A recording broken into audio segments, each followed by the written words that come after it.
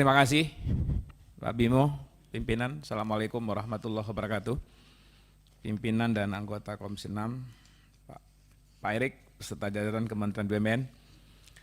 Pertama tentu saya mengapresiasi nih Pak Menteri, saya lihat dari termasuk kalau secara paparan clear lah, termasuk menyangkut kontribusi BUMN, ini saya lihat cukup luar biasa, termasuk juga laba konsolidasi.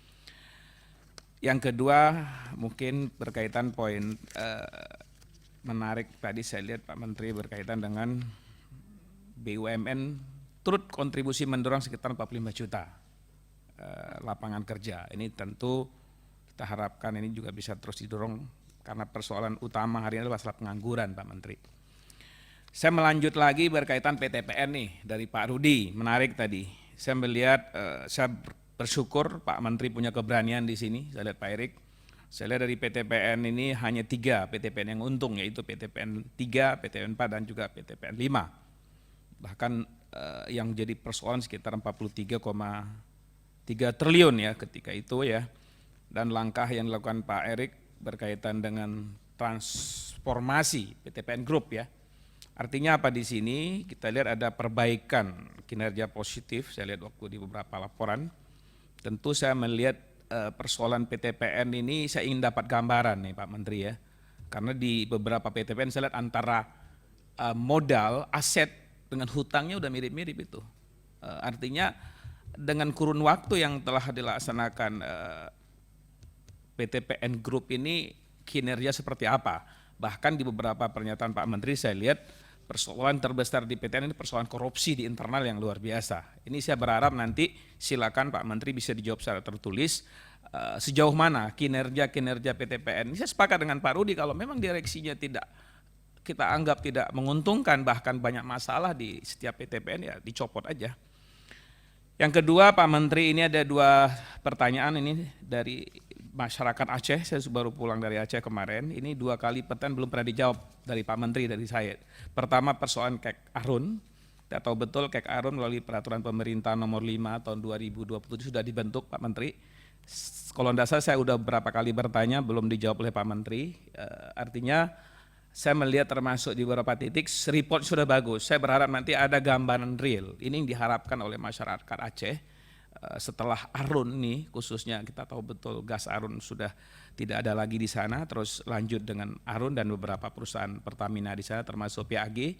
Saya berharap nanti ada gambaran real berkaitan dengan tindak lanjut Kek Arun ini Pak Menteri. Saya kemarin juga ketemu dengan teman-teman di sana, 3 kali saya ke sana. Ini saya minta gambaran dari Pak Erik ya. Yang kedua BPKS Sabang, Pak Erik, ini juga pernah saya sampaikan 2 kali juga belum dijawab. Mudah-mudahan hari ini juga akan saya report kepada masyarakat di sana termasuk BPKS Sabang yang mitra kita di Komisi 6. Dulu Pak Bimo sudah ke Aceh juga. Tentu kita harap BPKS Sabang ini dibentuk tahun 2000 Pak Menteri melalui Undang-Undang nomor 36 ya. Itu dari anggaran 400 miliar, sekarang itu hanya tinggal 79 miliar. Artinya apa? Kalau ini kita biarkan, saya yakin nggak akan pernah jalan Pak Menteri. Tentu harapan saya sekali lagi, saya berharap BUMN ikut andil di sini Pak Menteri. Terutama sektor pariwisata. Kita tahu betul Pak Luhut sudah ke sana waktu itu, luar biasa acaranya di sana. Tapi sampai hari ini kalau BUMN tidak hadir di Sabang itu saya yakin nggak akan jalan. Padahal potensi luar biasa itu Pak Menteri. Saya berharap paling enggak BUMN misalnya di sektor perhotelan, bangun aja 1 hotel. Jadi kalau itu digerakkan, saya yakin semua akan jalan. Jadi sinergitas dengan beberapa BUMN lain. Ini beberapa hal Pak Pimpinan, saya berharap nanti Pak Erik bisa menjawab secara rinci. Tentu harapan masyarakat Aceh buat Pak Menek BUMN kita akan dukung sepenuhnya ini. Saya tahu betul kinerja Pak Erik luar biasa. Baik waktu Asian Games dulu sebagai mitra kita di 10 Pak Erik. Kita harapkan ini bisa terus memberikan kontribusi kepada masyarakat. Terima kasih. Assalamualaikum warahmatullahi wabarakatuh. Waalaikumsalam. Sebelah kanan. Pak Nusron 1 menit. Hanya 2 menit kalau Pak Nusron 1 menit. Tidak apa-apa Pak. Terima kasih Pak. Assalamualaikum warahmatullahi wabarakatuh. Saya ini orang yang jarang memuji orang, kecuali memuji Pak Bimo. Tapi kali ini saya mau memuji kebijakan yang sudah diambil oleh Kementerian BUMN di bawah komandonya Pak Menteri Erick Thohir. Sejak kementerian ini berdiri dari tahun 98 sampai sekarang tahun 2022, berarti sudah 24 tahun kementerian ini berdiri. Dan sejak ada BUMN baru pertama kali ini kita ada inovasi, yaitu inovasi laporan keuangan terkonsolidasi antar semua BUMN. Sehingga secara real time kita bisa melihat laporan konsolidasi keuangan. Dan itu bisa diakses oleh publik. Karena itu saya patut apresiasi atas inovasi ini. Karena ini tentunya juga berdampak dalam rangka misal untuk monitoring utang, monitoring risiko dan sebagainya. Tapi setidaknya ada hal yang harus disempurnakan di dalam laporan keuangan terkonsolidasi itu. Waktu saya buka-buka itu di websitenya itu, di aplikasinya. Ada hal yang belum menyangkut mitigasi risiko, misal laporan stok opnam. Sehingga kejadian-kejadian seperti yang terjadi di Semen Indonesia yang disampaikan oleh Pak Andri, kejadian di Bio Farma Holding tentang stok opnam masalah obat, masker, vaksin dan sebagainya, harusnya nggak perlu terjadi kalau laporan keuangan terkonsolidasi itu di dalam aplikasinya juga menyangkut masalah stok opnam dan beberapa hal-hal yang lain. Nah karena itu, karena ini forumnya evaluasi, hal-hal yang baik harus dilanjutkan dan hal-hal yang kurang baik harus disempurnakan. Karena itu saya minta kepada jajaran Kementerian BUMN, aplikasi tentang laporan keuangan terkonsolidasi harus lebih dioptimalkan. Kalau perlu laporannya jangan tahunan, tapi minimal bulanan, atau kalau toh nggak bisa bulanan adalah per kuartal. Q1, Q2, Q3, Q4 kita bisa monitor secara lebih cermat, detail dan transparan dalam rangka untuk meningkatkan akuntabilitas dan meningkatkan kepercayaan publik, terutama bagi BUMN-BUMN yang sudah IPO itu akan mampu menciptakan rasa investor confident di dalam rangka untuk lebih mendalami daripada memegang portofolio daripada BUMN. Ini yang pertama. Tapi sampai tahun 2022 ini juga ada hal-hal yang belum konkret dan belum dilakukan oleh kementerian. Dalam hal ini oleh Pak Menteri juga. Mumpung masih ada waktu, saya ingatkan di forum yang baik ini. Apa itu? Rasa kecemburuan pelaku usaha ultramikro, terutama ibu-ibu anggota Mekar. Pelaku usaha mikro terutama ibu-ibu Mekar ini cemburu dalam hal melihat perlakuan pemerintah terhadap nasabah KUR. Karena nasabah KUR mendapatkan subsidi bunga yang sangat begitu tinggi. Bunganya hampir sekitar 10-12% yang diterima oleh KUR. Tapi ultramikro tidak ada subsidi sama sekali. Di dalam ultramikro rata-rata mereka masih untuk memakan bunga, kena beban bunga antara 24-26% setahun. Dan itu flat bunganya.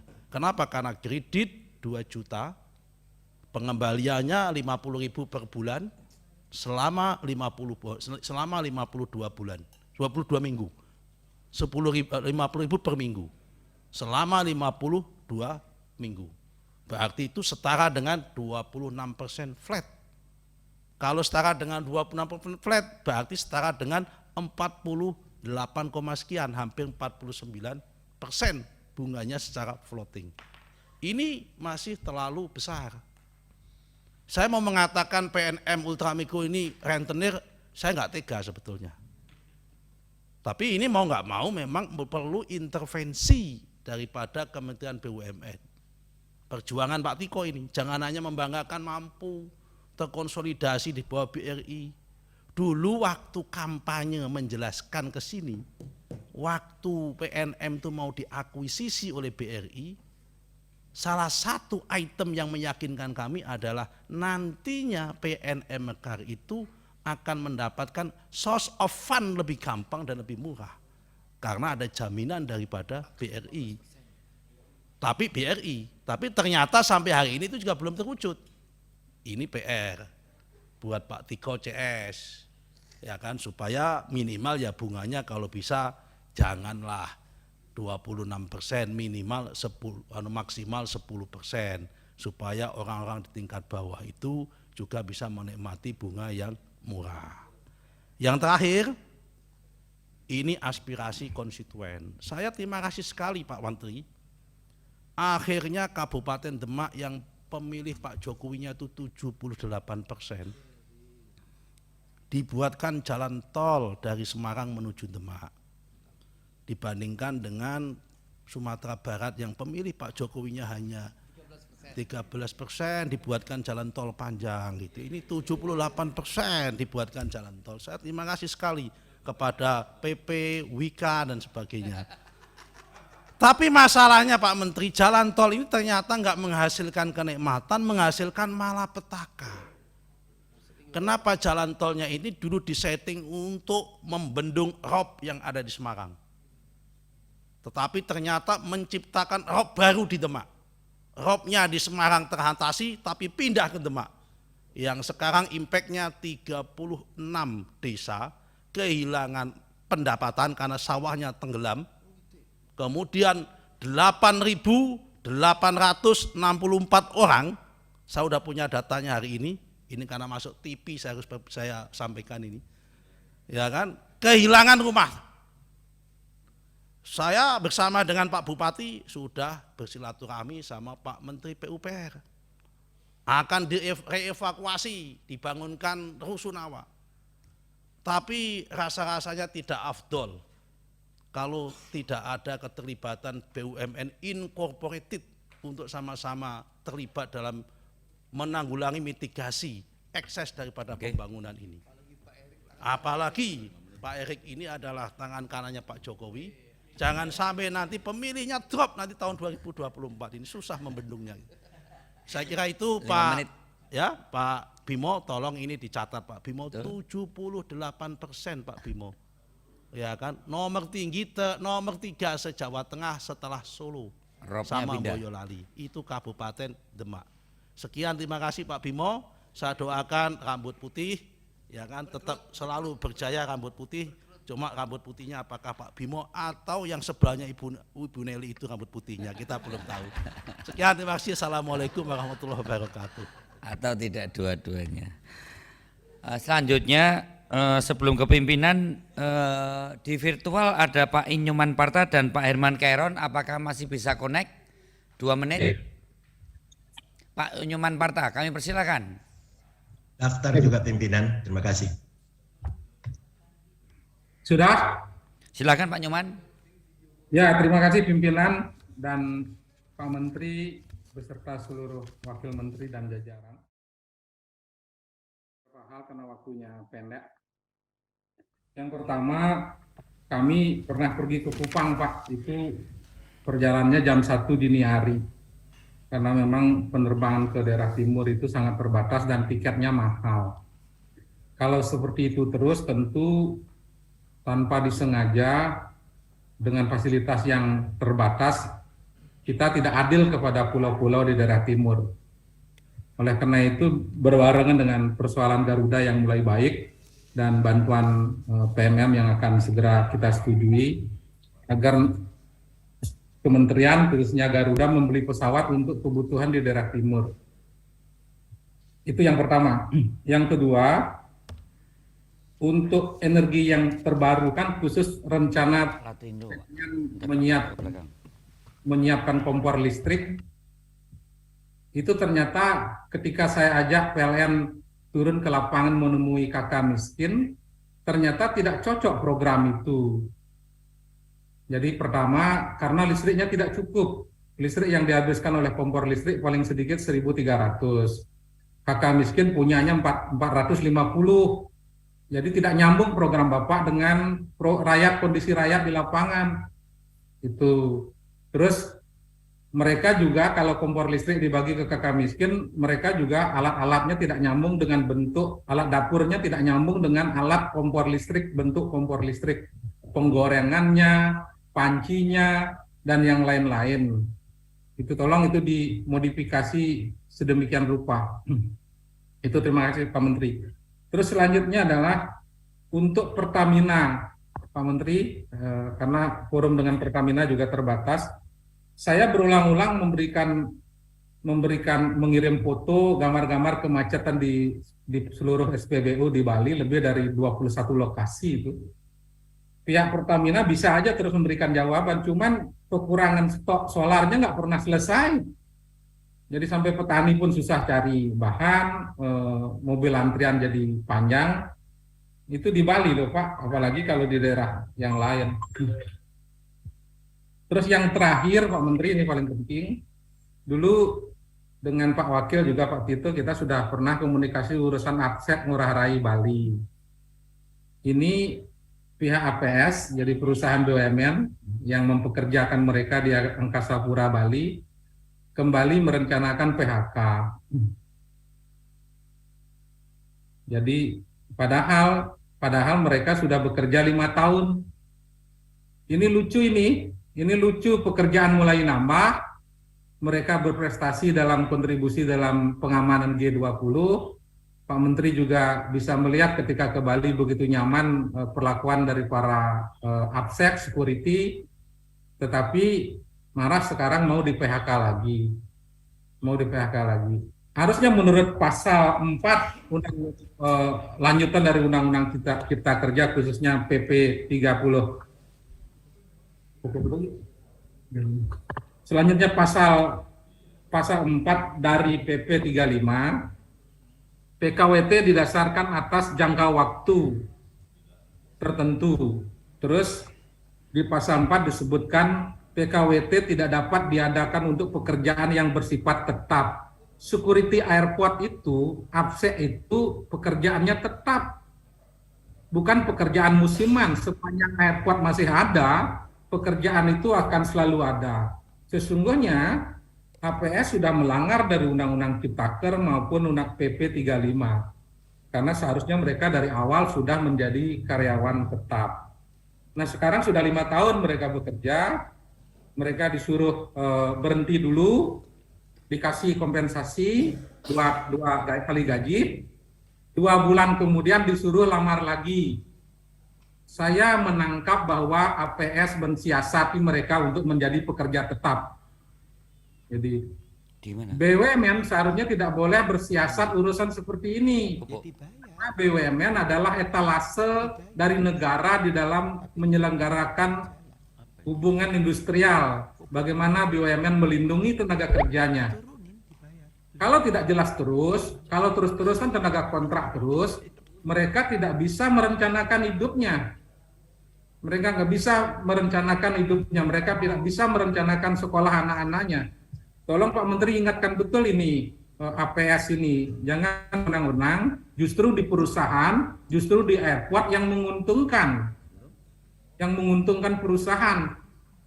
Jadi airport Ngurah Rai Bali menguntungkan, APS Bali juga menguntungkan perusahaan, tetapi tenaga kerjanya diperlakukan tidak adil. Tolong catat ini Pak Menteri dan saya akan dampingi mereka. Saya akan dampingi mereka sampai mendapatkan haknya.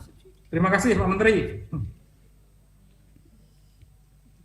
Terima kasih Pak Nyoman Parta. Selanjutnya Pak Latinro. Terima kasih banyak pimpinan. Saya langsung saja mengingat waktu. Bapak Menteri yang saya hormati. Satu aja Pak Menteri, saya sangat bermohon dan minta tolong. Di dapil saya, Kabupaten Nrekang, di situ ada PTPN punya HGU. HGU PTPN 14 ini berakhir pada tahun 2003. Kemudian sudah 22 tahun tidak ada perpanjangan HGU-nya. Apa yang terjadi di sana kebetulan ada beberapa ratus masyarakat yang mengelola tanah. Tiba-tiba tahun lalu PTPN 14 masuk menghancurkan rumah mereka, menggusur rumah mereka. tanaman yang sudah pun hampir berbuah, berhasil digusur semua. Yang terjadi sekarang ratusan masyarakat di sana terlantar. Kami mohon Pak Menteri dan berharap sekali Pak Menteri bisa menyampaikan kepada PTPN 14 apa salahnya untuk bisa berkomunikasi dengan para masyarakat yang sudah ratusan di sana tidak tahu hidup bagaimana. Rumah mereka dulu hanya rumah-rumah yang sederhana, rumah-rumah dari kayu, dari bambu, itu pun tergusur. Dan sekarang mereka kehilangan pencarian. Tempat tinggal saja mereka tidak ada. Oleh karena itu sekali lagi Pak Menteri, mohon mereka ini dapat dibantu. Mohon supaya PTPN bisa melakukan rapat dengan para petani untuk mencari solusi. Bahkan mungkin bisa juga melibatkan Polres, melibatkan pemerintah daerah agar kasihan mereka bisa terlindungi. Hanya itu Pak Menteri, saya sangat berharap dan memohon bisa ada solusi untuk para petani kita di sana. Assalamualaikum warahmatullahi wabarakatuh. Ya, sebelum kepemimpinan masih ada satu, Pak Darmadi, silakan, waktu pendek. Terima kasih pimpinan. Saya langsung saja Pak Menteri. Terkait rencana Pak Menteri untuk menutup 600-an anak dan cucu perusahaan, ini kan pekerjaan yang sangat banyak dan berat. Saya nggak tahu itu berita benar atau tidak. Udah 173 ditutup, ada sisa 427 yang akan ditutup secara bertahap.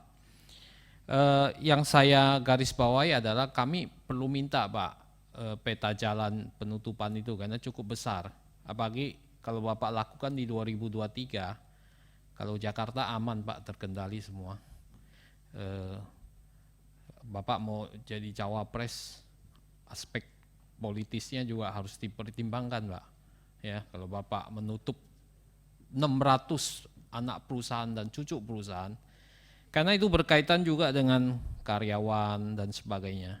Jadi kalau itu memang mau dijalankan, mohon bahas dengan DPR, peta jalan Bapak seperti apa sih penutupannya, kriterianya seperti apa begitu bobroknya sampai 600 harus ditutup, apa karena itu faktor semuanya korupsi atau apa? Kalau korupsi kan itu harus diungkit Pak, dan begitu banyak kasus yang akan muncul begitu. Jadi saya minta konfirmasi dari Pak Menteri soal ini. Ya, saya nggak tahu ini hoax atau enggak, tapi saya butuh konfirmasi tersebut. Terima kasih pimpinan. Kemeja pimpinan kami persilakan. Silakan Pak. Terima kasih Pak Sarmuji. Bimo pimpinan. Tadi banyak yang menyebut Pak Menteri sebagai cawapres, kayak mendukung Pak. Cuman nggak tahu konsekuensinya, harus tahu konsekuensinya, capresnya juga harus setuju nanti itu. Pak Darmadi. Tuanya maksudnya Pak Erlangga. Saya ingin menyampaikan apresiasi pertama tentang paparan ini. Ada sisi-sisi yang menonjol sudah ditampilkan di paparan. Terima kasih Pak Menteri. Tapi saya ingin Pak Menteri ke depan bisa menaikkan levelnya Pak Menteri. Jadi ada paparan yang berisikan tentang arsitektur BUMN ke depan. Karena begini, saya sadar betul Pak Menteri dan tim ini punya kompetensi di atas technical skill bisnis, di atas perhitungan laba rugi, EBITDA, dan sebagainya. Pak Menteri dan tim punya kompetensi untuk sebagai seorang arsitek membangun sistem, bahkan memperbaiki ekosistem BUMN ke depan. Karena itu saya menginginkan sebenarnya ada paparan, kalau perlu ada diskusi yang sangat serius tentang arsitektur BUMN ke depan mau seperti apa. Setidak-tidaknya kita bisa tahu misalkan kompetensi inti antar BUMN itu mau diapakan. Karena banyak sekali yang tumpang tindih sampai sekarang. Saya pernah menyebut misalkan di karya, di BUMN karya semuanya ngerjain tol. Ngapain semua ngerjain tol? Harus ada kemampuan spesifik yang ditonjolkan. Misalkan sama-sama karya, oke sama-sama karya. Yang satu kompetensinya membangun jalan tol, yang satu kompetensinya membuat kilang minyak, yang satu membangun pembangunan di bawah laut dan sebagainya. Harus jelas kompetensinya. Karena kalau tidak jelas kompetensinya, saya sering mendengar sinergi BUMN. Sinergi BUMN itu kalau nggak jelas kompetensinya, membuat BUMN itu hanya pemburu fee saja. Banyak BUMN yang diberi proyek oleh BUMN satunya, kemudian disubkon ke orang lain, ke swasta, karena tidak jelas kompetensinya. Tidak punya kemampuan khusus, akhirnya dilimpahkan ke orang lain hanya mengejar fee persentase tertentu saja. Itu satu tentang kompetensi inti, dan ini banyak sekali cabang-cabangnya. Saya yakin akan banyak sekali cabang-cabangnya menyangkut kompetensi inti. Kedua, tadi sempat disinggung Pak Darmadi, menyangkut anak perusahaan yang banyak sekali. Saya pernah ketemu sama direktur utama perusahaan holding, subholding, dia sampai lupa itu. Saya sebutkan nama anak perusahaan sampai lupa itu, bahwa itu adalah anak perusahaannya, saking banyaknya. 40 anak perusahaan, satu subholding. Dan itu di subholding yang lain juga ada, misalkan punya anak perusahaan logistik, nanti juga punya anak perusahaan hotel barangkali, punya anak perusahaan transportasi dan sebagainya. Nah, ini mau dikemanakan? Saya setuju misalkan ada penutupan anak perusahaan, meskipun dasarnya bukan soal korupsi, bukan apa, tapi demi menciptakan sistem dan ekosistem yang bagus di BUMN kita. Jadi itu juga menyangkut tentang arsitektur BUMN ke depan. Yang ketiga, tentang bagaimana menciptakan BUMN kelas dunia. Kita tentu ingin ada beberapa BUMN kita yang bisa menjadi pemain global, tidak hanya pemain lokal saja. Bagaimana itu bisa dicapai? Kami juga ingin sebenarnya suatu saat dipaparkan. Ini ada BUMN kita yang mampu kita dorong sebagai pemain global, caranya seperti ini, dan insya Allah kita akan kuasai market global sekian persen. Yang keempat, terakhir, saya memandang perlu BUMN yang dibutuhkan oleh rakyat yang saat ini masih kosong, masih belum hadir. Misalkan yang kemarin sempat saya singgung sebenarnya, BUMN yang bergerak di sektor pakan ternak yang bisa hadir pada suatu pasar oligopolistik itu menaikkan harga sewenang-wenang, kemudian petani tidak berdaya, BUMN kita bisa hadir. Contoh yang lain juga, kalaupun bukan itu, bisa kereta api Indonesia misalkan hadir untuk menghubungkan daerah-daerah satelit yang menjadi penyangga kota-kota besar. Contohnya sudah ada, misalkan kereta api Indonesia itu menghubungkan daerah Lamongan, Sidoarjo, Gresik, sehingga pekerja yang ada di daerah Lamongan dan Gresik bisa menikmati perumahan yang baik, yang murah, sementara kerjanya ada di Surabaya karena ada kehadiran kereta api Indonesia. Hal-hal yang seperti itu bisa nanti diduplikasi di tempat-tempat yang lain, di kota-kota besar yang lain di luar Surabaya. Itu saja Pak Menteri, Pak Bimo sudah ingatkan. Assalamualaikum warahmatullahi wabarakatuh. Waalaikumsalam, terima kasih Pak Sarmuji. Selanjutnya ke sisi kanan. Silakan Pak Ikal, Pak Martin, silakan. Baik, terima kasih Pak Bimo. Ada beberapa hal yang ingin saya sampaikan pada Pak Menteri dan kawan-kawan. Pertama, saya mengapresiasi kinerja yang sudah dicapai dan juga transformasi BUMN yang sudah dilakukan. Tentunya ini semua nantinya harus kita buat menjadi transformasi yang sustainable dengan memastikan RUU BUMN yang baru, Pak. Karena kalau ini tidak kita selesaikan, saya masih melihat ada celah di mana kemudian roadmap yang sudah disusun untuk transformasi BUMN ini kemudian bisa jadi berubah setelah memang periode baik Pak Menteri maupun kami berakhir. Jadi saya pikir ini harus kita selesaikan sebagai PR kita bersama, dan kalau dari sisi timeline, mudah-mudahan harusnya kalau kita bisa kebut jangan sampai pertengahan tahun depan Pak Menteri, karena mungkin banyak juga di antara kita yang kemudian sudah harus turun ke dapil masing-masing, termasuk Pak Menteri sendiri mungkin sudah akan sibuk di lapangan. Nah, yang kedua dari sisi Garuda, karena ini terkait dengan timeline penyelamatan Garuda. Tadi udah disinggung oleh Bu Intan, tapi mungkin Pak Menteri bisa tolong jawab di sini karena setelah ini kita akan rapat dengan Garuda. Nah, terkait dengan PP itu kan memang masuk dalam wilayah mungkin kementerian untuk bagaimana koordinasi dengan Bappenas dan juga dengan Kementerian Keuangan dan lain sebagainya, sehingga nanti kami juga ada bahan untuk rapat dengan Garuda. Karena kalau kita lihat dari hasil panja harusnya bulan ini itu sudah turun PMN-nya. Nah, yang ketiga Pak Menteri, ini juga kalau ini belum disinggung oleh kawan-kawan, ini temuan kami saat rapat dengan Pertamina, khususnya Hulu Rokan ya.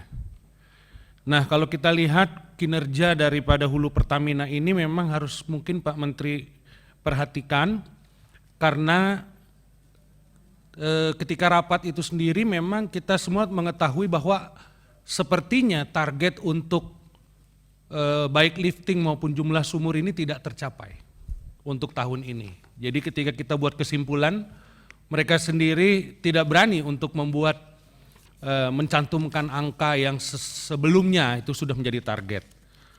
Nah, ini saya tidak tahu apa, tapi rumor yang berada di luar agak tidak sedap yang membuat lambatnya pengambilan keputusan di urusan ini. Jadi saya pikir ini kalau Pak Menteri tidak jawab di sini juga tidak apa-apa, tapi ini hanya supaya Pak Menteri tahu bahwa mungkin ini ada perlu perhatian supaya tetap kinerjanya bisa berlangsung sesuai dengan apa yang kita harapkan. Saya pikir itu Pak Bimo, terima kasih. Terima kasih Pak Martin. Dari saya terkait dengan beberapa kali RDP mengenai piutang BUMN di pemerintah. Pak Menteri, sangat banyak. Bagaimana mekanisme penyelesaiannya sehingga penugasan-penugasan kepada BUMN ke depan itu akan semakin jelas dari target selesainya maupun target pembayarannya. Juga hal yang terkait dengan persiapan, kita apresiasi Kementerian BUMN beserta BUMN Pangan, BUMN Farmasi, BUMN Energi, BUMN Perbankan mampu menavigasikan pada saat kita krisis pandemi. Nah, sekarang isu terjadinya krisis 2023 Pak, dipersepsikan bahwa akan ada hal yang terkait krisis pangan akut. Nah, kita ingin dengar sejauh mana persiapan Pak Menteri, navigasinya seperti apa saat menghadapi kalau toh itu terjadi. Semoga tidak terjadi. Termasuk isu hal yang terkait krisis keuangan. Bagaimana antisipasi dari Kementerian BUMN di dalam menghadapi krisis pangan maupun krisis keuangan.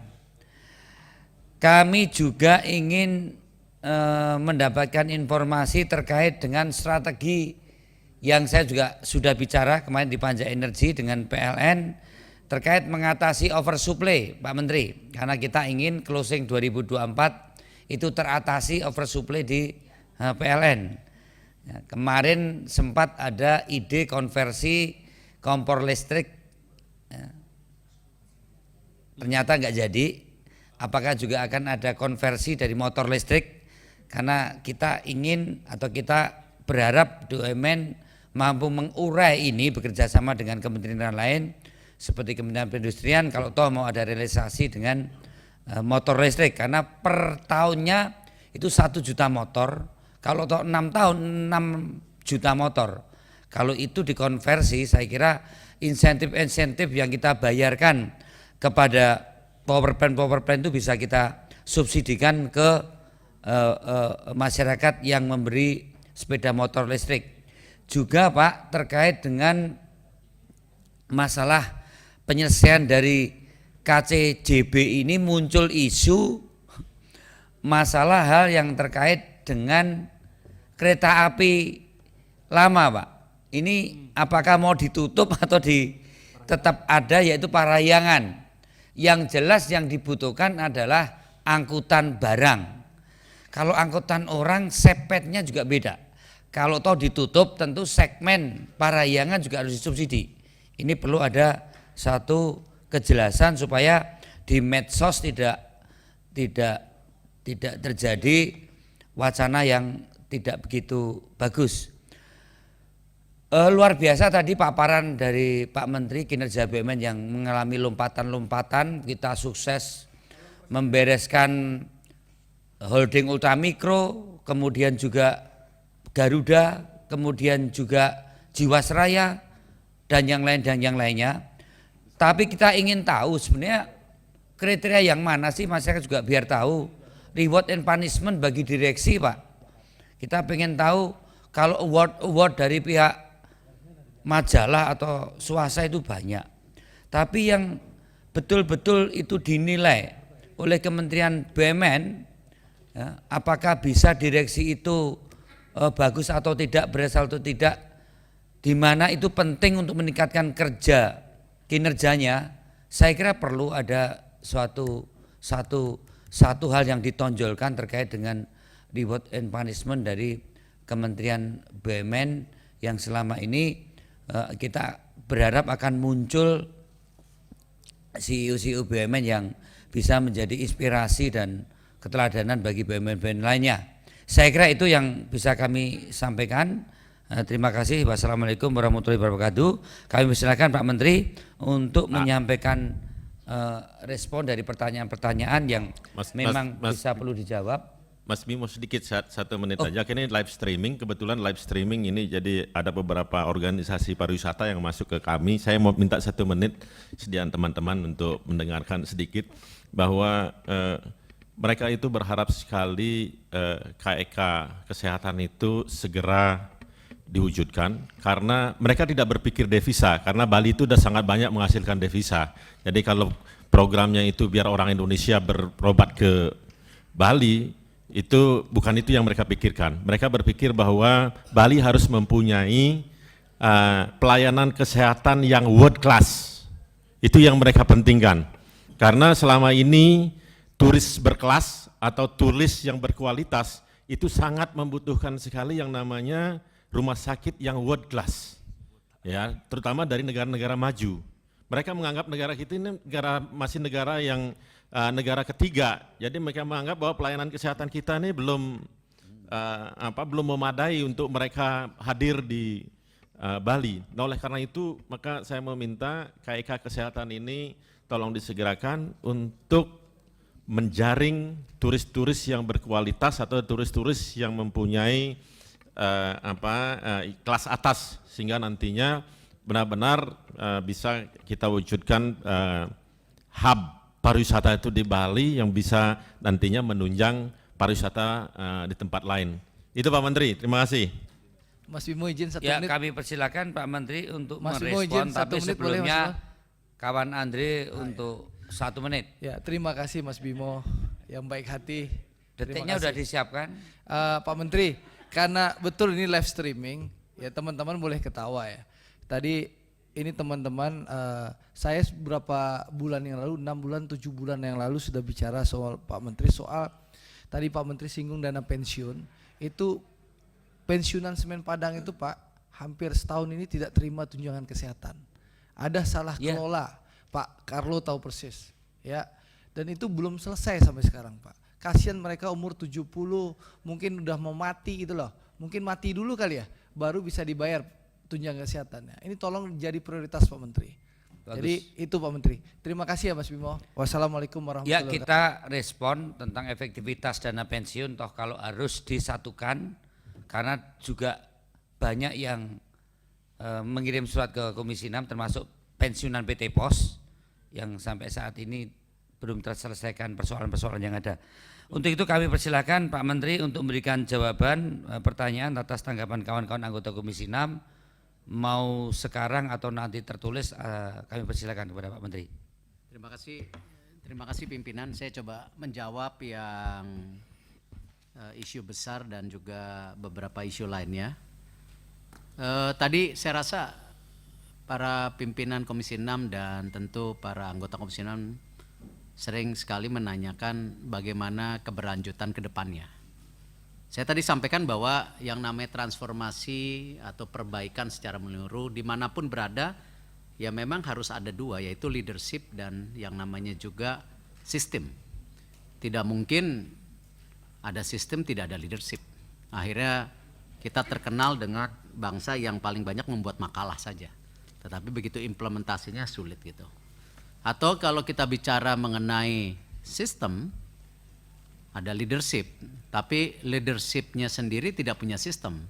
Yang selalu kita kenal akhirnya selalu kita bisa mempunyai suatu saat yang baik karena sebuah kepemimpinan, tapi keberlangsungannya terus tidak terjadi.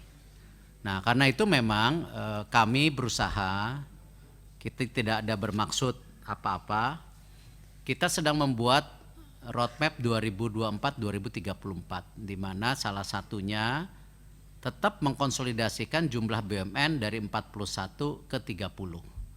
Nah, pasti ini pun ketika dijadikan 30 pasti ada gonjang-ganjing. Ya, kita bagaimana keberhasilan kita menurunkan jumlah PTPN dari 13 waktu itu menjadi satu holding, setiap PTPN tidak ada lagi 3-4 direksi, hanya satu. Sekarang juga kita sedang mengkonsolidasikan menjadi suatu industri kelapa sawit, sugar, itu dari 7 PTPN akan menjadi 4, dari 5 PTPN menjadi 2, ini terjadi konsolidasi. Dan itu sekalian menjawab yang ditanyakan Pak Darmadi, ya memang nantinya jumlah anak cucu itu akan berkurang dengan sendirinya. Yang jumlahnya sekarang banyak sekali ya harus dikurangi. Karena kenapa? Kriteria daripada jumlah anak cucu yang memang hari ini permennya pun saya sudah keluarkan tidak boleh membuat anak cucu tanpa persetujuan kita, bukan berarti kita arogansi atau tidak percaya dengan BUMN-nya, tetapi kalau terus beranak dan anak cucunya akhirnya menggerogoti holdingnya yang sudah sehat, ya akhirnya itu sama aja bohong gitu. Nah, tentu penutupan anak cucu itu terjadi bila mana anak cucu ini hanya shell company. Ya memang ini ada aturan dari kementerian lain, kalau join sama ini mesti bikin shell company ini, kan sebenarnya itu tidak perlu gitu. Dan itu yang akhirnya ngapain terlalu banyak shell company, sebenarnya bisnis sama. Nah itu seharusnya kan bisa dimergerkan. Yang kedua memang sudah tidak beroperasi.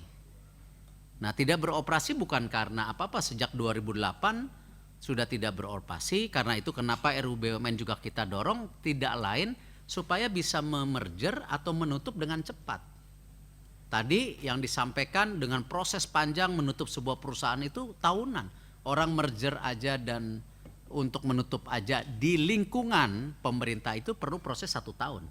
Karena itu di RUU BUMN yang sedang didorong oleh Komisi 6 salah satunya bisa lebih cepat.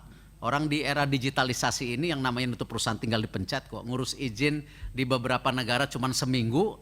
Ini masa kita menutup sebuah perusahaan yang sudah tidak bisa gitu. Dan kalau ditakuti jumlah pegawainya, tadi yang saya bilang ini kan shell company.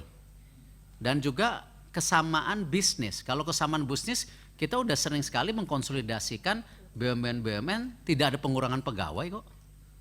Itu sudah kita buktikan. Pengurangannya memang di direksi dan komisaris, itu yang banyak. Itu yang terjadi gitu. Nah, ini yang kita dorong. Lalu dari situ juga bagaimana tentu kenapa juga kita tutup, ya memang secara suka tidak suka sudah kalah bersaing. Jadi bukan tidak operasi, sudah kalah bersaing. Jadi artinya masih beroperasi tetapi sudah kalah bersaing. Ya kan, rugi terus, akhirnya tadi yang disampaikan Pak Rudi, direksinya tetap saja, tapi di bawahnya kan tidak bisa.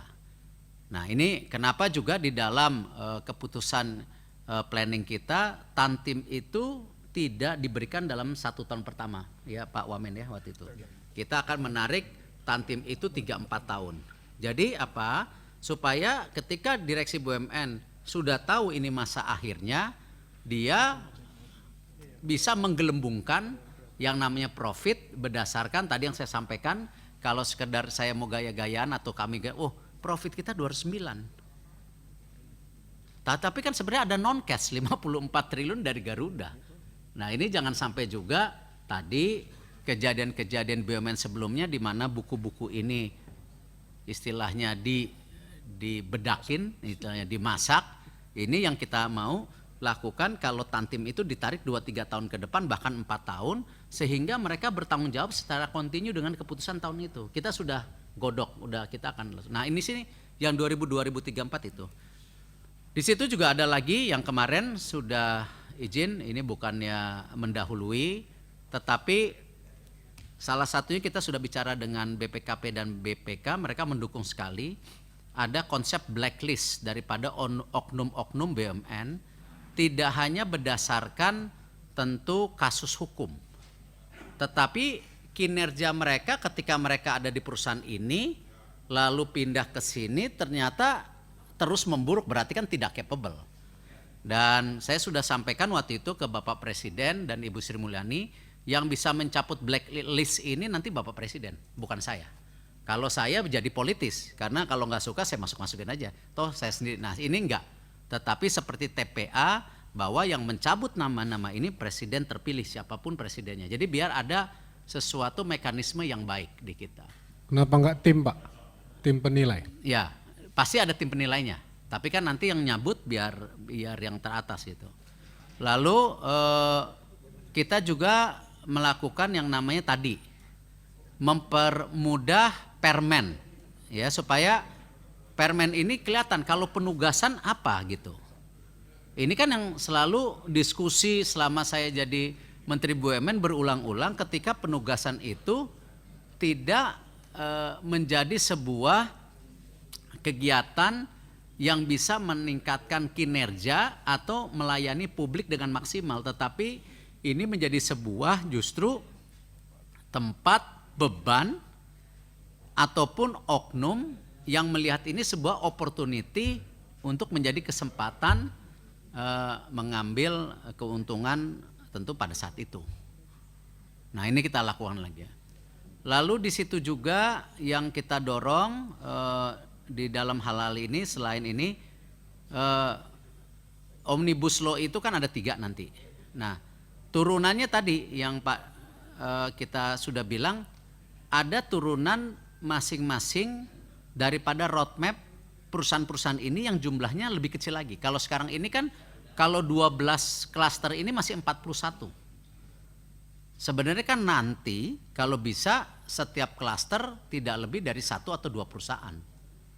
Toh kita dengan dorongan Komisi 6 sudah membuktikan ada in-journey yang membawahi tourism. Itu kan sudah ada airport, udah ada ini kan bisa.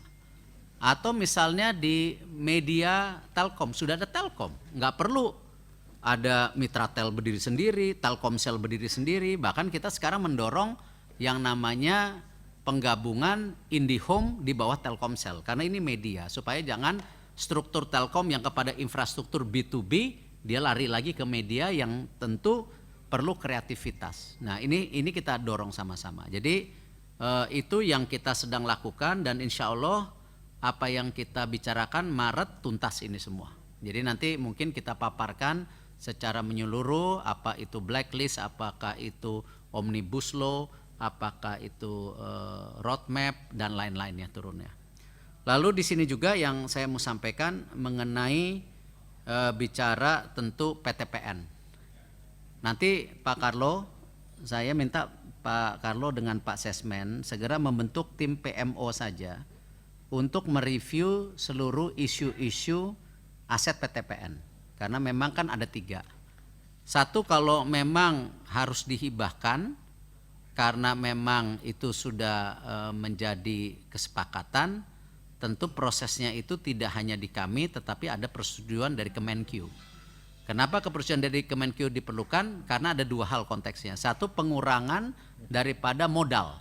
Itu kan bertambah langsung karena ini kan badan usaha milik negara. Interupsi pimpinan, ya. Pak Menteri, kalau memang itu boleh diusulkan Pak Menteri yang Sawalunto, Pak Menteri, ya. Bagaimana dari pemerintah kota Sawalunto membutuhkan lahan yang tidak terpakai oleh Bukit Asam, ya. Barangnya nganggur Pak Menteri. Terima kasih Pak Menteri. Itu nomor 1, bahwa proses daripada hibah atau perpindahan aset di PTPN ataupun di BUMN itu ada proses daripada pemilik Ini yang kadang-kadang lupa, pemegang sahamnya itu Kemenkyu. Kalau kita itu pengelola. Jadi dalam melakukan semua itu mesti ada persetujuan dari Kemenkyu. Nah, itu proses ketika persetujuan Kemenkyu terjadi itu biasanya masuk langsung pengurangan modal yang ada di BUMN-nya. Atau inisiasi yang sudah dijalankan oleh kami dengan Pak Hadi, Kementerian ATR BPN yang baru, di mana konsepnya waktu itu kita memberikan hak apa Pak Carlo ya? Hak pengelolaan. Jadi ada yang dihibah, ada yang diberikan hak pengelolaan, tergantung nanti kesepakatan dari masing-masing pihak. Karena memang kalau kita lihat sendiri kan PT PN ini sedang ditugasi proyek strategis nasional yang tidak mudah, di mana kita harus mendorong pembukaan 700.000 lahan baru untuk tebu. Nah, memang alternatifnya kemarin sudah disampaikan salah satunya di Papua. Nah, kalau memang di Jawa dan di Sumatera itu sulit itu. Kenapa? Memang turunannya sama kalau kita bicara mengenai energi terbarukan. Kalau kita bicara energi terbarukan itu kan kita bicara yang namanya hydro, kita air, kita bicara yang nama geothermal yang itu base load, lalu ada solar, matahari dan angin yang memang intermittent. Tetapi kalau kita lihat sendiri berbedanya kita walaupun negara kepulauan, ternyata setelah dilihat secara menyeluruh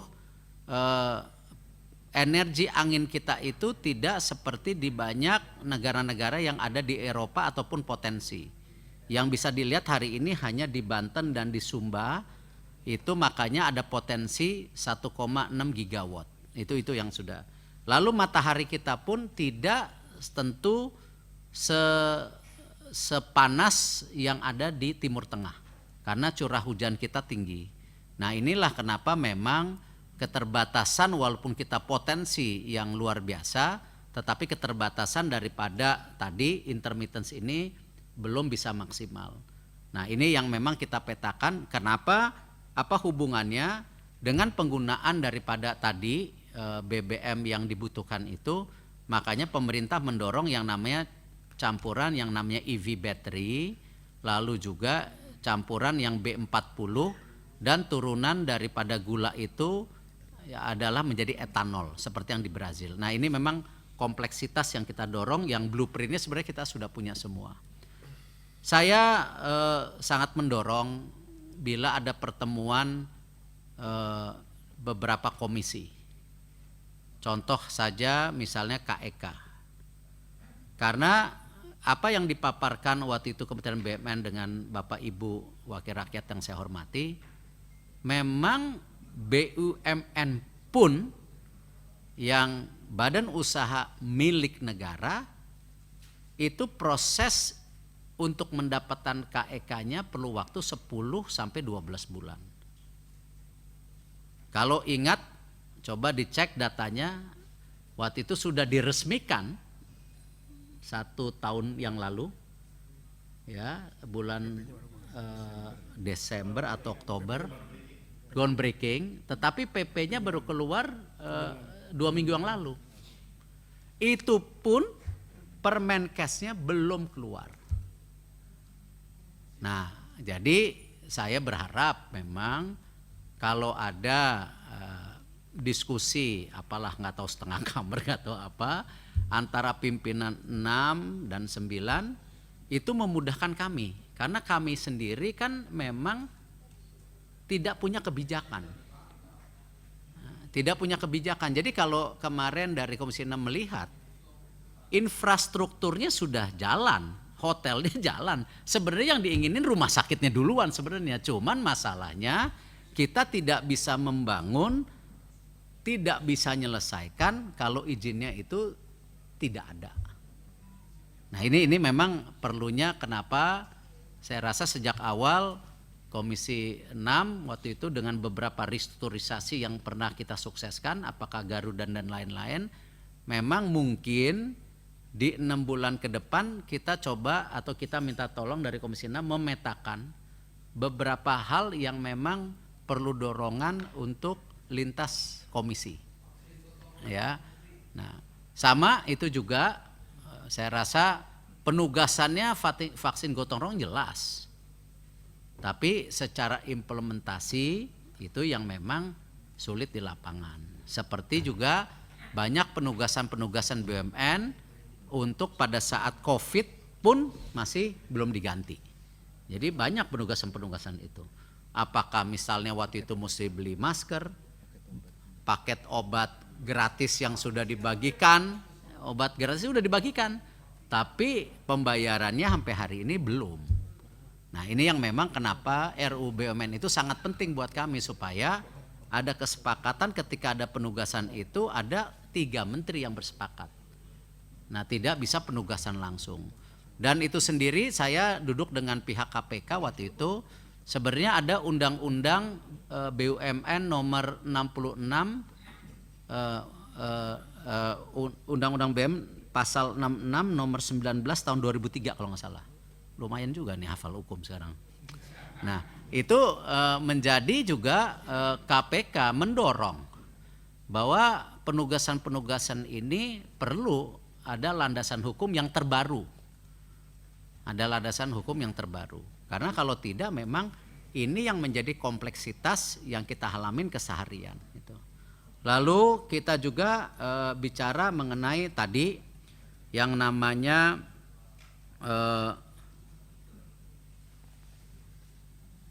peta jalan udah PTPN.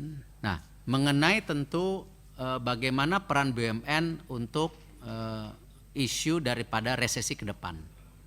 Tentu kalau keuangan kita sudah melakukan tes stress testing untuk semua perusahaan-perusahaan BUMN, ya. Karena itu kita terus mendorong efisiensi, karena kita ingin ada cash. Bahkan beberapa BUMN karya yang sudah sebelum kami tiba-tiba ada kesepakatan beli tanah, itu saya minta kalau bisa dibatalkan dan uangnya dibalikan. Jadi daripada, maksudnya gini, bikin lagi kawasan properti, kawasan ini udahlah, ini mah project doang gitu. Jadi lebih baik saya kemarin minta pendampingan daripada pihak kejaksaan ya Pak ya, supaya jangan dipikir ada kickback. Nah, ini kan salah lagi. Project-project yang sudah kita bayarkan, misalnya baru 1/3 dibayarkan. Nah, masih kurang pembayaran, ya udah batal aja. Lebih baik uangnya dibalikin, dan beberapa partner BUMN mau. Nah, tinggal payung hukumnya supaya kita semua pegang cash. Karena kita tidak tahu kondisi ke depan sendiri mengenai cash flow masing-masing perusahaan ini seperti apa. Memang kita sudah dorong juga salah satu pinjaman-pinjaman ini kita tidak tergantung US dollar, tetapi juga ada yang namanya tentu pakai mata uang lain seperti yen dan lain-lainnya. Lalu juga kita mendorong antisipasi resesi pangan. Jadi kita sudah membentuk Interupsi PMO. Pak Menteri sebentar. Ya. Pak Ketua, Pak. Saya tanya Pak, tadi kan masalah pembelian tanah Bapak suruh membatalkan gitu ya. Ini masalah saham kereta api cepat yang dikuasai oleh Wika. Itu kan seharusnya Bapak juga memberi ruang kepada Wika. Karena sekarang Wika dalam keadaan keuangan kan juga susah gitu loh Pak. Jadi ini harus dibahas secara keseluruhan.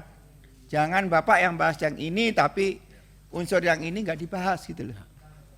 Itu aja Pak tambahan dari saya. Ya, tentu pertanyaan tadi mengenai, nanti saya jawab Pak Kilmi, ada Pak Tiko juga. Mengenai resesi. Resesi pangan adalah menjadi yang sangat concern. Karena itu kita sudah mengundang tim dan sudah ada kesepakatan yang akan dipaparkan ke pemerintah. Peran daripada Bulog dan RNI seperti apa ke depan. Nah, karena tidak mungkin dua-duanya mendapat penugasan. dan mesti jelas mana yang market oriented, mana yang penugasan. Kalau enggak ini tercampur terus di bawah. Tadi para anggota dewan bicara off taker. Nah itu saya rasa ada di dalam penugasan, ada di dalam market. Ini kan mesti beda. Apakah Bulog memang hanya untuk tadi kebutuhan pokok titik-titik, RNI dilepaskan dengan ini. Salah satunya juga yang kita dorong waktu itu bagaimana ada pendanaan yang diberikan pemerintah di dalam Himbara dengan bunga murah. Ini sama tadi, nanti kita jawab yang UMKM. Nah, ada bunga murah. Kenapa? Supaya kita kalau jadi off taker, kita tidak ada beban bunga yang nanti justru mempermasalahkan baru di pangan kita yang harus menjadi off taker tetapi bunganya bunga komersial. Nah, ini kemarin kita sudah bentuk timnya Pak Bustanul Arifin, Pak Rektor IPB Pak Arif Satria, dan sudah ada kesimpulannya yang kita mau paparkan ke pemerintah. Karena sama, saya yakin penugasan untuk pangan ke depan menjadi isu. Dan jangan sampai nanti seperti yang kita lihat sekarang yang ada di pasar-pasar ini belum ada solusi konkret. Nah, termasuk bagaimana juga yang tadi dipertanyakan mengenai obat-obatan. Ini juga sama. Karena kita bisa lihat tidak ada garansi isu daripada kesehatan ini akan tidak ada lagi. Kemarin saja baru ada outbreak di Aceh mengenai polio. Ada lagi outbreak di mana. Nah, ini hal-hal ini memang harus punya kelenturan daripada bagaimana kita bisa melakukan solusi dari itu. Untuk dua hal lain mungkin Pak Tiko untuk Garuda ditambahkan sedikit sama yang kereta cepat, silakan. Masih Pak Menteri.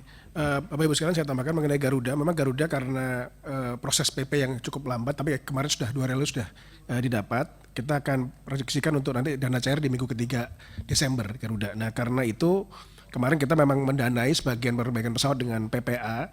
Dan kondisi itu per bulan ini itu 80 pesawat sudah beroperasi, Garuda plus Citylink. Akhir tahun 100, jadi terlambat sedikit yang 120 nanti operasi di Q1 2023, full capacity 120. Sehingga nanti diharapkan memang baru Q1 nanti benar-benar seluruh armada bisa beroperasi penuh setelah cairnya PMN di Desember ini. Dan memang mungkin 2024 baru kita rencanakan untuk penambahan armada Citylink lagi. Karena memang armada Citylink kita harapkan memang lebih besar. Nanti di endgame-nya itu Citylink sekitar 56 pesawat, Garuda 60. Nah, kita ingin tambahkan mungkin Citylink dalam beberapa tahun ke depan menjadi lebih besar untuk menjangkau yang daerah-daerah yang mungkin lebih remote dan lebih sulit dibandingkan rute gemuknya Garuda. Kalau Garuda memang kita posisikan sebagai super premium airline. Kemudian terkait dengan mungkin izin karya sedikit sebelum masuk ke kereta cepat nanti. Memang karya ini kita sudah ada program, Bapak Ibu sekalian mungkin sudah melihat juga bahwa saat ini waskita kan sudah mengalami PMN 2 kali ya, tahun lalu 10, tahun ini kita tambahkan 3 lagi, ini insya Allah selesai di akhir tahun atau awal tahun depan. Dan diharapkan dengan total restru, memang kita akan restru total juga biaya restrukturisasi daripada pinjaman-pinjamannya, diharapkan waskita mulai tahun 2023 mulai stabil. Jadi ini memang ini PR di waskita karena masih ada beberapa tol besar yang harus kita selesaikan. Tadi sebagai contoh yang kapal betung yang disebutkan Bu Intan termasuk yang harus kita selesaikan. Jadi memang ini PR-nya cukup berat, Bocimi, kemudian ada tol Pasuruan Probolinggo juga. Jadi ini yang kita harapkan waskita bisa selesai di 2024. ADI sudah kita tambahkan ADI isu, dan ADI nanti seiring dengan selesainya LRT di 2023 harusnya ADI akan berangsur sehat. Karena harusnya setelah LRT selesai dan dapat tambahan PMN kemarin, ADI harusnya kapitalisasinya cukup dan cash flow-nya mulai berjalan. HK terus kita tambahkan, kita akan ajukan lagi PMN 2024 untuk penyelesaian yang Betung Jambi. Harusnya juga bisa mulai sehat, termasuk nanti kita akan jual beberapa ruas. Nah, yang memang belum selesai Wika, tadi disampaikan Pak Gilby. Jadi Wika ini memang ada permasalahan karena mereka ada equity dan ada kontraktor receivables yang ada di kereta cepat. Nah, ini kita ada 2 opsi, apakah 2024 nanti kita ajukan PMN di Wika atau kita ajukan PMN di KAI lagi untuk membeli saham Wika di kereta cepat. Karena memang di dalam perpres yang terakhir memang konsorsium ini dipimpin oleh KAI bukan lagi Wika. Jadi kalau kontraktingnya selesai dan kita selesaikan dengan pihak China, CDB sudah semua tuntas dan sudah beroperasi, kemungkinan kita akan ajukan PMN untuk KAI mengambil alih sahamnya Wika di kereta cepat supaya Wika tidak lagi terbebani ke depan. Ini mungkin nanti kita rencanakan di 2024, Pak Gilmi. sedikit aja Pak Menteri sedikit mengenai bunga tadi. Jadi memang untuk PMN ini Pak Nusron, jadi memang ini bertahap turun karena memang ada MTN mahal. Jadi mereka sudah turun dari 11% ke 8%, ke depan akan mungkin ke 6%. Nah, kita tahun ini mulai akan pass on sebagian penurunan bunga ini ke nasabah Mekar. Tapi memang ada 2 produk lain yang akan kita mulai dorong juga, yaitu produk KUR Super Mikro yang nantinya itu untuk yang sudah naik kelas, dan juga untuk produk UMI yang memang ditargetkan juga untuk nasabah Super Mikro. Ini kita sedang atur nanti di size berapa, apakah di size 3 juta atau di size 5 juta, mereka kalau naik kelas mereka akan dapat bunga lebih murah supaya mereka ada semangat untuk menaikkan volume usahanya. Jadi itu akan kita lakukan. Itu Pak Menteri. Ya, untuk menambahkan yang karya, sebenarnya roadmap mengenai karya itu udah jadi. Nanti bisa dipaparkan, sebenarnya sudah jadi 1,5 tahun yang lalu, ya 1,5 tahun yang lalu untuk dispesialisasikan. Tapi mohon maaf, memang kan kebijakan daripada karya ini menyangkut juga 2 kementerian lain. Selain Kementerian Keuangan untuk memerger, tetapi juga ada Pak Basuki yang mengharapkan ini dilakukan setelah pembangunan percepatan yang dibutuhkan pada saat ini. Ya, jadi ini sebenarnya tinggal bagaimana nanti diskusi lagi. Sebenarnya sudah ada. Ini maunya ahlinya jalan, ini ahlinya pembangunan. Seperti yang sekarang banyak penugasan seperti lihat yang namanya PP itu lebih pada gedung-gedung sekarang. Kita sudah mulai fokuskan itu. Jadi sebenarnya sudah ada, cuman memang terkendala roadmapnya seperti itu.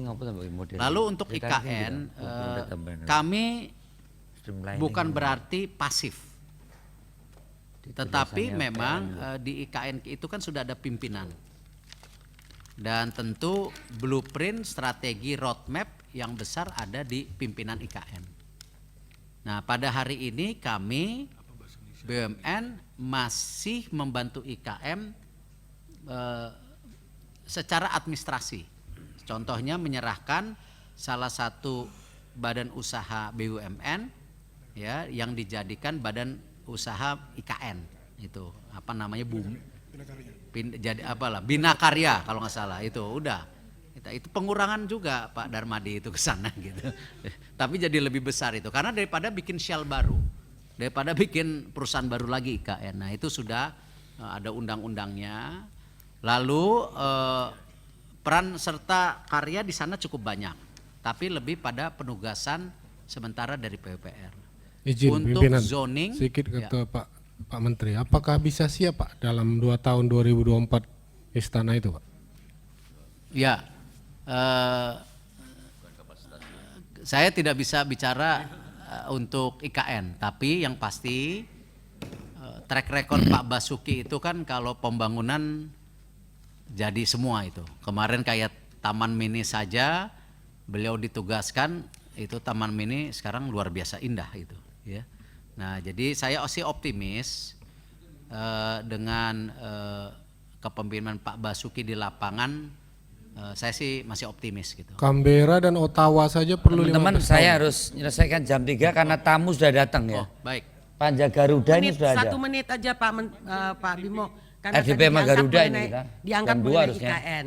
Saya mengerti Pak, justru saya ini kan bahwa sekarang ini keterlibatan BUMN itu kan baru di infrastrukturnya saja, konstruksi infrastruktur. Justru saya ingin tahu apa nih mapping dari BUMN dengan adanya IKN ini ke depan. Seperti saya bilang, angkutan darat, damrinya seperti apa, angkutan laut, ASDP-nya seperti apa, hotelnya seperti apa. Sebenarnya is a business opportunity bagi BUMN. Nah, bagaimana BUMN mau menggrab business opportunity yang ada itu sebenarnya, rumah Ya, sakitnya, nanti secara Pertamina khusus masuk. dijelaskan saya soal Mungkin IKN. secara khusus nanti Pak Menteri, saya tahu Tidak Pak perlu Menteri pasti sekarang. sudah punya plan Pak, tapi kita ingin tahu juga plannya itu seperti apa gitu. Tergantung revisi Karena leading sektornya bukan di kita ya. undang-undang IKN-nya Pak, tergantung revisi undang IKN-nya. Ya, ini Sama kan Kementerian PUPR. Omnibus Law itu tergantung Pak Awi ini Pak, semua. Omnibus Law kesehatan. Ya, semua. serahkan ke Bappenas dulu, Kementerian PUPR. Kemudian ada gambar yang tidak seperti 2045, tapi gambar yang 2024 nanti seperti apa. Baru apakah ditugaskan ke BUMN atau ke swasta, saya kira itu penting. Saya kira yang real saja Pak.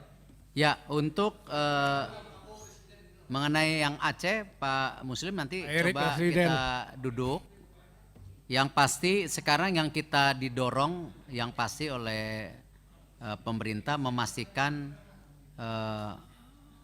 PIM Pupuk Iskandar Muda ini tetap produksi, dan kami juga masih kesulitan gas terus terang.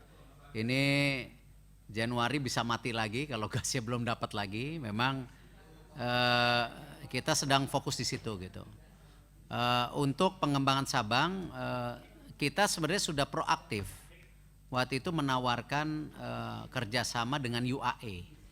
Tetapi UAE itu minta KEK, kawasan ekonomi khusus juga. Nah ini yang belum dijawab, seperti apa solusinya kalau dari UAE mau masuk ke Sabang. Nah dia perlu ada KEK-KEK-nya itu. Nah itu yang mungkin mesti duduk antara pemerintah pusat dan pemerintah daerah untuk menyelesaikan isu-isu KEK seperti yang kami halamin juga di Sanur Bali. Itu masih ada juga isu aturan-aturan turunannya gitu. Saya rasa untuk yang lain nanti kita coba jawab tertulis. Terima kasih. Wassalamualaikum warahmatullahi wabarakatuh.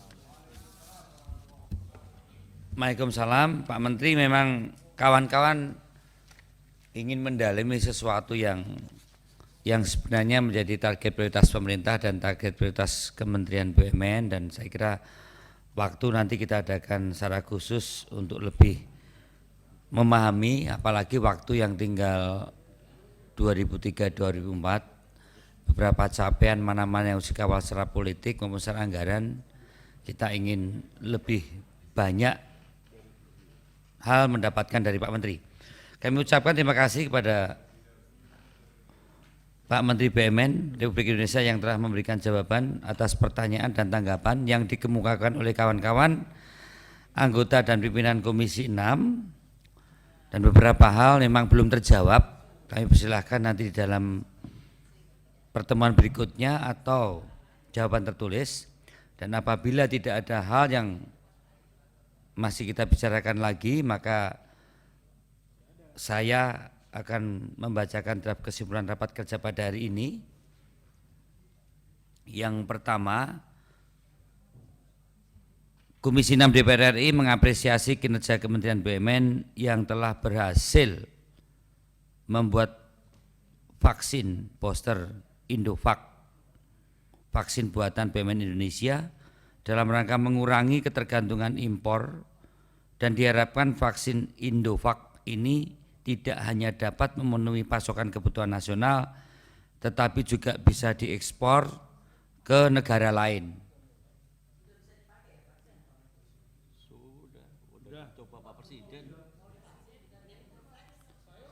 Setuju ya? Dua,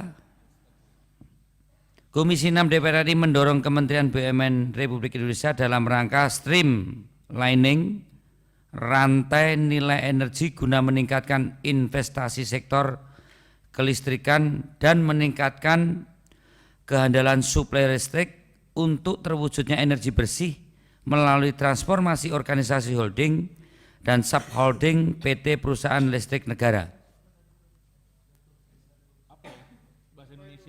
Ini bahasa Indonesianya apa ini Pak? Tadi karena di paparan ini penyederhanaan atau apa yang ya yang di paparan Pak Menteri itu streamlining. Nah ini apakah penyederhanaan ya? Peringkasan atau Pak Pahala? Iya, saya rasa penyederhanaan cukup. Penyederhanaan ya, penyederhanaan rantai nilai energi. 7. Komisi 6 DPR RI mendukung Kementerian BUMN Republik Indonesia dalam rangka berinovasi mengembangkan ekonomi kreatif guna mendukung UMKM dan kebudayaan daerah dalam mempercepat pemulihan ekonomi dengan memanfaatkan aset BUMN yang belum optimal. UMKM menyerap 97% tenaga kerja, Pak Menteri, dan kemudian untuk produk domisi bruto penyuplainya sekitar 60%. Ekspornya sekitar 4%. Jadi kita berharap keberadaan BUMN perlu memberikan dukungan penuh pada UMKM dan hal-hal yang terkait dengan persoalan kebudayaan.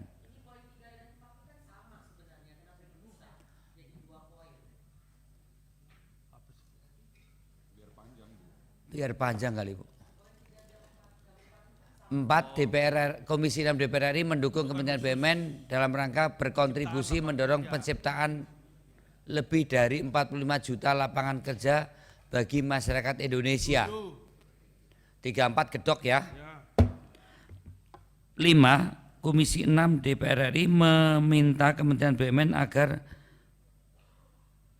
ini penting nih, segera menyusun roadmap dalam keikutsertaan pembangunan Ibu Kota Nusantara. Ini kan bukan tugas BUMN. Bukan tugas Kementerian BUMN. Ini yang kita mungkin dalam membidiknya Pak Menteri kita berbeda. Kalau membidiknya BUMN penugasan ini tidak penting. Ketika kita membidik itu BUMN penugasan. Tapi BUMN ini Pak Menteri selalu mengatakan ada dua, yang komersial, yang penugasan. Ketika kita bicara BUMN yang komersial, ini adalah segmentasi market. Ini adalah opportunities. Nah ini yang saya tanya, opportunities ini BUMN mau ngambil apa gitu loh. Jadi ya nanti di dalamnya aja. Ini roadmap masuk enggak?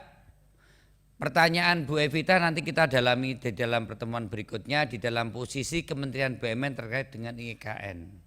Apakah agent development, apakah business to business? Kali ya, takutnya ya, peran serta. Tugas. Mungkin peran serta. Peran serta. Dan menyusun peran serta. Ya, peran dalam serta. kesertaan. Nah. Apa? Masa menyusun peran serta? Menyusun Rencana ada peran serta. rencana peran serta. Udah. Di dalam keikutsertaan. Pembangunan ibu kota. Di dalam keikutsertaan nggak perlu itu. Pembangunan Ibu Kota Nusantara. Udah benar. Dalam pembangunannya. Komisi 6 DPR RI meminta Kementerian BUMN agar menyusun aja rencana peran serta di dalam pembangunan Ibu Kota Nusantara. 6. Komisi 6 DPR RI meminta kepada Kementerian BUMN untuk melakukan pengawasan terhadap kinerja BUMN secara berkala sehingga penurunan kinerja operasional dan keuangan akan terdeteksi sejak dini. Mas, izin Mas. Apa tadi? RUU BUMN nggak dimasukin di sini. Nanti dulu Pak, kan masih ada 7, ada 8, ada 9. Jangan lupa dong. RUU BUMN kita kan udah selesai. Dibalik. 6 oke. Pak Tiko, Pak Pahala.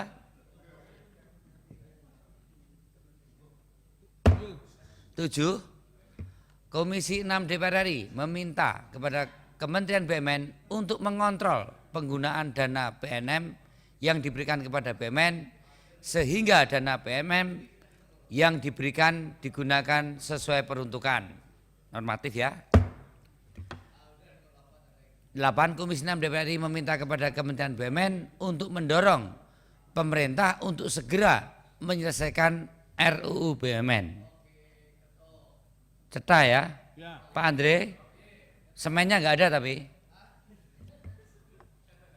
Tanya Pak Menteri. Nomor 8. Nah, maksudnya lebih proaktif. Ya.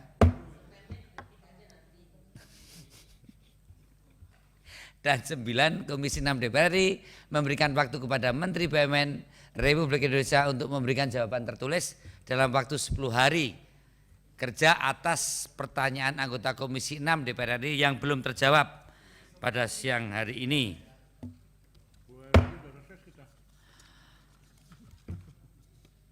Demikian sebagaimana lazimnya sebelum rapat ditutup, terlebih dahulu kami beri kesempatan kepada Pak Menteri BUMN apabila masih ingin menyampaikan hal-hal yang terkait dengan tanggapan pada rapat hari ini. Kami persilakan. Dari kami cukup, terima kasih pimpinan. Terima kasih Bapak Ibu dan hadirin yang saya muliakan. Terima kasih saya sampaikan sekali lagi kepada Menteri BUMN beserta Wakil Menteri BUMN beserta sejajarannya atas nama pimpinan Komisi 6. Oke, atas nama pimpinan Komisi 6 DPR RI, kami menyampaikan ucapan terima kasih, dan kepada kawan-kawan anggota Komisi 6 dan para undangan hadirin sekalian yang terhormat, sekali lagi saya mengucapkan terima kasih atas rapat kerja hari ini. Maka dengan demikian rapat akan kami tutup. Apakah masih ada yang mau disampaikan atau rapat kita tutup dulu Pak Menteri? Dengan demikian rapat kerja pada hari ini dengan Menteri Badan Usaha Milik Negara Republik Indonesia saya tutup. Wassalamualaikum warahmatullahi wabarakatuh. Recording stopped. Nanti malam sepak bola. Erick Thohir ketua PSSI gitu.